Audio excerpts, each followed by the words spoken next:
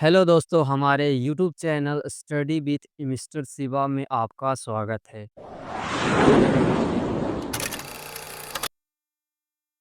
दोस्तों, आज के इस वीडियो में हम रेलवे ग्रुप डी के महत्वपूर्ण जिक्के बताने वाले हैं, ठीक ना? अगर परीक्षा में अच्छे नंबर लाना चाहते हैं तो हमारे वीडियो को लास्ट तक ज़रूर देखिएगा। अगर अच्छा नंबर लाना चाहते हैं तो, ठीक ना? तो इस वीडियो हम 20 महत्वपूर्ण ऐसे बताएँगे जो परीक्षा में आने की 100% गारंटी होगी। तो इसलिए वीडियो को लास्ट तक ज़रूर देखिएगा। तो चलिए हम और इसी तरह के महत्वपूर्ण प्रश्न को पढ़ने के लिए हमारे channel study with mister Shiva को ज़रूर सब्सक्राइब कीजिएगा, ठीक ना? तो चलिए इस क्लास के अनुसार जो हमारा पहला प्रश्न है उसको देख लेते हैं। तो यहाँ पर जो हमारा पहला प्रश्न है दोस्तों वो है कि भारत के राष्ट्रपति का कार्यकाल कितने वर्ष होता है, ठीक ना? भारत के जो राष्ट्रपति होता है उसके कार्यकाल कितने वर्ष होता है? यानी कि वो उसका जो कार्य करने की अवधि है वो कितने वर्ष तक है? 4 वर्ष तक है कि 5 वर्ष तक है कि 6 वर्ष तक है कि 7 वर्ष तक है? तो दोस्तों जो भारत के राष्ट्रपति का कार्यकाल होता है वो 5 वर्षों तक होता है, ठीक ना? कितने वर्ष तक होता है? 5 वर्ष तक। ऑप्शन नंबर बी इसका करेक्ट आंसर हो जाएगा। अगर आपको प्रश्न का उत्तर पता रहता है तो कमेंट में उसका उत्तर ज़रूर दीजिएगा। तो चलिए नेक्स्ट प्रश्न को देख लेते हैं। नेक्स्ट हमारा प्रश्न है कि संविधान सभा के अस्थायी अध्यक्ष कौन थे? ठीक है ना? अस्थायी अध्यक्ष कौन थे? तो यहाँ पर जो ऑप्शन दिया है 4 ऑप्शन दिया है, उनमें से एक ऑप्शन आपका सही होगा, तो वही आपको टिक करना है, ठीक है ना? तो संविधान सभा के अस्थायी अध्यक्ष जो थे वो थे डॉक्टर राजेंद्र प्रसाद, ठीक है ना? कौन थे? Doctor Rajendra Prasad. Option number A इसका करेक्ट आंसर हो जाएगा। चलिए नेक्स्ट प्रश्न देख लेते हैं। नेक्स्ट हमारा प्रश्न है कि मानव शरीर में सबसे बड़ी ग्रंथि कौन-सी है? मानव शरीर की जो सबसे बड़ी ग्रंथि है वो सब कौन-सी है? तो इसका जो सही आंसर हो जाएगा यकृत हो जाएगा, ठीक है ना? क्या हो जाएगा? यकृत। ऑप्शन नंबर ए इसका करेक्ट आंसर हो जाएगा यकृत। इसको याद रखिएगा, ठीक ना? तो चलिए नेक्स्ट प्रश्न को देख लेते हैं। नेक्स्ट हमारा प्रश्न है दोस्तों कि भारत की पहली महिला राज्यपाल कौन थी? भारत की जो पहली महिला राज्यपाल थी वो कौन थी? ऑप्शन ए है सरोजिनी नायडू, ऑप्शन बी है इंदिरा गांधी, ऑप्शन सी है विजय लक्ष्मी पंडित, ऑप्शन डी है सुषमा स्वराज, ठीक ना? सुषमा स्वराज। तो दोस्तों भारत की जो पहली महिला राज्यपाल थी वो सरोजिनी नायडू था, ठीक है ना? कौन थी? तो Sarojini Naidu. Option number A इसका करेक्ट आंसर हो जाएगा। दोस्तों आपको वीडियो अच्छा लग रहा है तो वीडियो को जरूर लाइक कीजिएगा और चैनल पर नए हैं तो चैनल को जरूर सब्सक्राइब कीजिएगा। क्योंकि इस चैनल पर ऐसे प्रश्न बताया जाता है जो परीक्षा में आने की 99.9% गारंटी होता है। दोस्तों जब भी हम पीडीएफ बनाते हैं तो वैसा प्रश्न को सेलेक्ट करते हैं जो परीक्षाओं में बार-बार पूछा गया है। नहीं तो आप किसी भी गाइड से मिलाकर देख लीजिएगा, ठीक ना? तो चलिए नेक्स्ट प्रश्न देख लेते हैं। नेक्स्ट हमारा प्रश्न है जलियांवाला जो बाग हत्याकांड हुआ था वो कब हुआ था? जलियांवाला जो बाग हत्याकांड हुआ था दोस्तों वो कब हुआ था?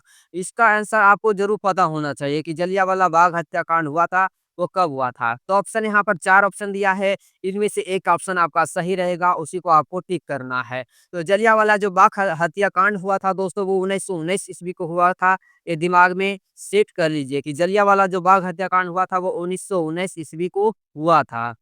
चलिए नेक्स्ट प्रश्न देख लेते हैं। नेक्स्ट हमारा प्रश्न है पृथ्वी का सबसे बड़ा महाद्वीप कौन-सा है? पृथ्वी का जो सबसे बड़ा महाद्वीप है दोस्तों वो कौन-सा है?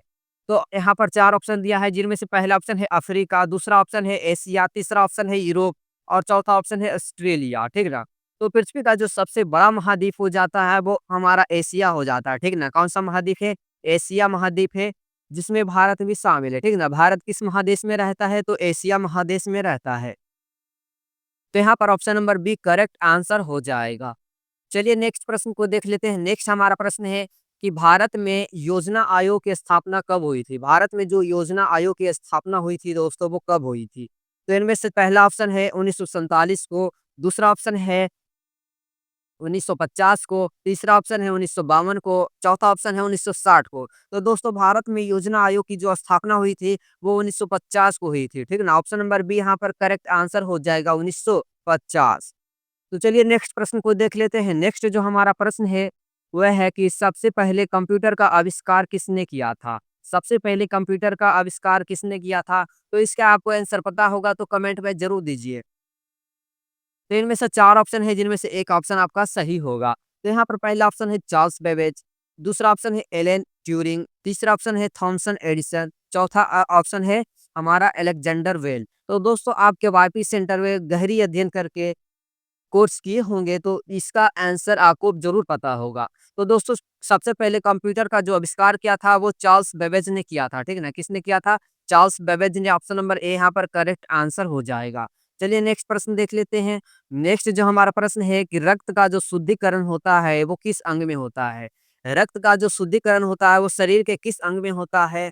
तो दोस्तों रक्त का जो शुद्धिकरण होता है वो हमारे गुर्दा में होता है, ठीक ना? किस अंग में होता है? तो गुर्दा में होता है। ऑप्शन नंबर सी यहाँ पर करेक्ट आंसर हो जाएगा। दोस्तों गुर्दा को हम लोग इंग्लिश में किडनी कहते हैं या वृक्क भी कह सकते हैं, ठीक ना? क्या कह सकते हैं? वृक्क या किडनी। तो ऑप्शन नंबर सी यहाँ पर याद रखिएगा। ये तीनों आप आंसर को याद रखेगा। ऐसा ना कि गुर्दा के गुर्दे याद रखेगा। तो दोस्तों गुर्दा या फिर किडनी या फिर वृक्क तीनों आपको याद रखना है। तो ऑप्शन नंबर सी यहाँ पर करेक्ट आंसर हो जाएगा। चलिए नेक्स्ट प्रश्न को देख लेते हैं। नेक्स्ट जो हमारा प्रश्न है कि राष्ट्रीय ध्वज के बीच का रंग कौन-सा होता है? ये तो आपको हर हाल में इसका आंसर पता होगा।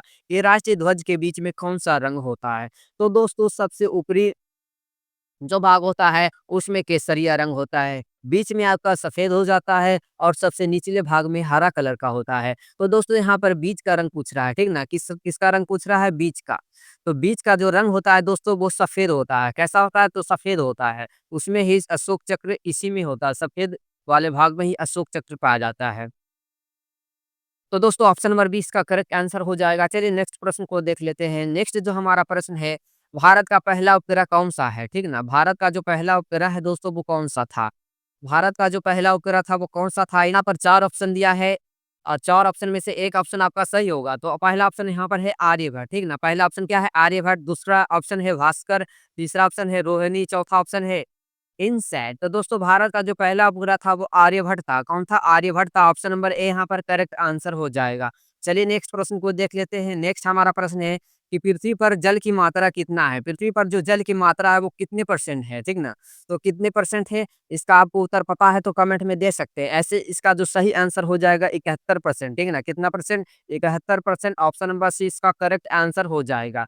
चलिए नेक्स्ट प्रश्न को देख लेते हैं। नेक्स्ट हमारा प्रश्न है देश के नागरिकों के जो मौलिक अधिकार है, वो किस भाग में वर्णित है? किस भाग में वर्णित है? तो यहाँ पर 4 ऑप्शन दिया है।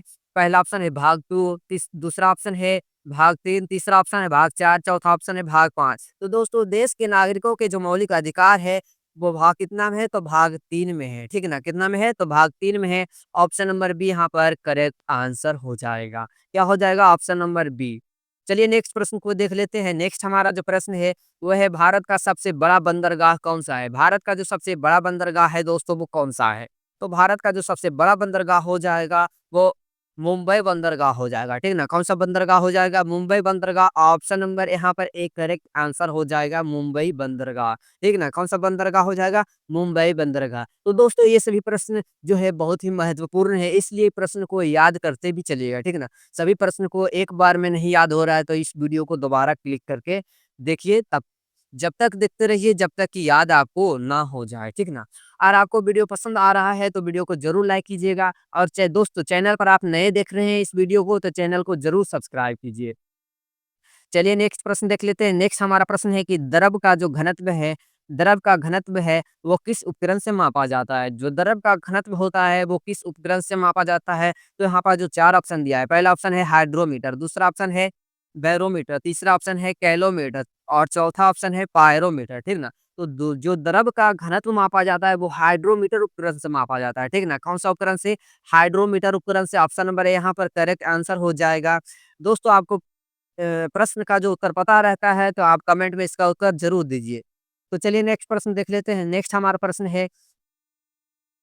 जो हमारा प्रश्न है कि भारत में हरित क्रांति का संबंध किससे है? ठीक है ना? नेक्स्ट हमारा क्या प्रश्न है कि भारत में हरित क्रांति का संबंध किससे है? किससे है? पहला ऑप्शन है कृषि उत्पादन से है कि औद्योगिकी उत्पादन से है कि विद्युत उत्पादन से है कि विज्ञान अनुसंधान से है, ठीक ना? तो दोस्तों भारत में हरित क्रांति का जो संबंध है दोस्तों वो है कृषि उत्पादन से, ठीक है ना? किसके उत्पादन से? तो कृषि उत्पादन से। इसका ऑप्शन नंबर 1 करेक्ट आंसर हो जाएगा। दोस्तों ये बहुत ही महत्वपूर्ण प्रश्न है इसलिए आंसर को ज़रूर याद कर लीजिएगा, ठीक है ना? तो चलिए नेक्स्ट प्रश्न को देख लेते हैं। नेक्स्ट हमारा प्रश्न है कि भारत में पहली जनगणना जो हुआ था वो कब हुई थी? भारत में पहली जनगणना हुई थी वो कब हुई थी दोस्तों? तो इसका जो सही आंसर हो जाएगा 1872 में, ठीक है ना? ऑप्शन नंबर ए इसका करेक्ट आंसर हो जाएगा 1872 में। दोस्तों भारत का जो पहली जनगणना हुआ था वो 1872 में हुआ था। ये आंसर आपको याद कर लेना है, ठीक है ना? तो चलिए नेक्स्ट प्रश्न को देख लेते हैं। नेक्स्ट हमारा प्रश्न है, गोवा जो था वो पुर्तगालियों से कब आज़ाद हुआ था? गोवा जो था वो पुर्तगालियों से कब आज़ाद हुआ था? तो इसका जो सही आंसर हो जाएगा 1961 में आज़ाद हुआ था, ठीक है ना?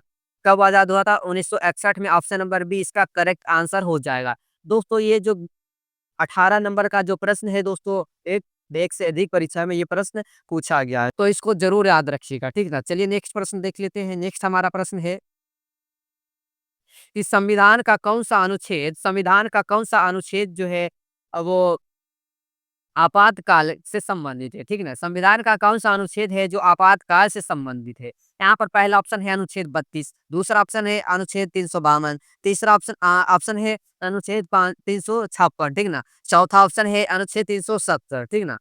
तो यहाँ पर जो सही आंसर हो जाएगा दोस्तों वो हो जाएगा अनुच्छेद 352, ठीक है ना? क्या हो जाएगा? अनुच्छेद 352, ऑप्शन नंबर बी यहाँ पर करेक्ट आंसर हो जाएगा। चलिए नेक्स्ट प्रश्न को देख लेते हैं। नेक्स्ट हमारा प्रश्न है कि विश्व का सबसे बड़ा द्वीप कौन-सा है? ठीक ना? विश्व का जो सबसे बड़ा द्वीप है उसका नाम बता रहा है, ठीक ना? विश्व का जो सबसे बड़ा द्वीप है उसका नाम बताना है। तो पहला ऑप्शन है ग्रीनलैंड, दूसरा ऑप्शन है न्यू गिनी, तीसरा ऑप्शन है बोर्नियो, चौथा ऑप्शन है मोडागास्कर, ठीक ना? तो दोस्तों विश्व का जो सबसे बड़ा द्वीप है वो कौन-सा होगा? तो ग्रीनलैंड होगा, ठीक है ना? कौन-सा होगा? ग्रीनलैंड होगा। तो दोस्तों हमारा वीडियो आपको कैसा लगा? अगर अच्छा लगा होगा तो ज़रूर वीडियो को लाइक कीजिएगा और दोस्तों इसी तरह के महत्वपूर्ण प्रश्न पढ़ने के लिए हमारे channel study with mister Shiva को ज़रूर सब्सक्राइब कीजिएगा, ठीक ना?